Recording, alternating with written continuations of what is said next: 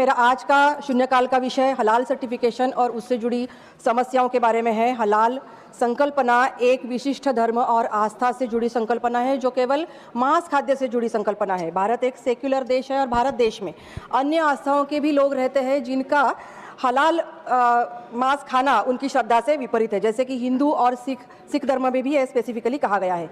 तो अन्य आस्थाओं के लोगों के ऊपर, मांसाहारी जो लोग हैं उनके ऊपर हलाल सर्टिफाइड मांस को थोपना यह सेक्युलर देश में ठीक नहीं लगता और ये संविधान के भी विपरीत है, क्योंकि हमारा संविधान अपनी अपनी आस्था का सम्मान रखने का अधिकार देता है।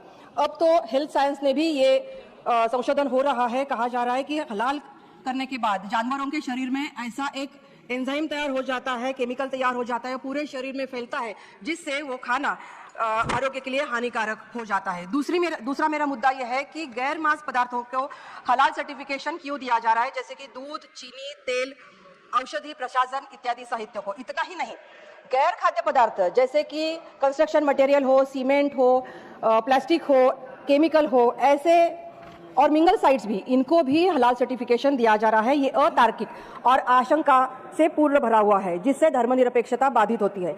सर्टिफिकेशन के चार्जेस की वजह से उत्पादों का मूल्यवर्धन होता है, जो अप्रत्यक्ष रूप में सभी आस्थाओं के उपभोक्ताओं को चुकाना पड़ता है। यह स्थिति उपभोक्ता की स्वतंत्रता, बाजार की पारदर्शिता और समान न्याय को बाधित करता है।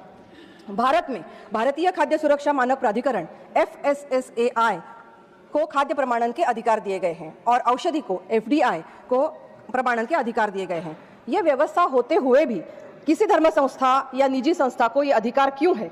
मेरी मांगे ये है कि हलाल के ऊपर श्रद्धा रखने वालों के लिए हलाल सर्टिफिकेशन देना हो तो सरकारी व्यवस्था से दी जाए और सर्टिफिकेशन के भुगतान का जो चार्जेस है वो सरकारी तिजोरी में जमा हो।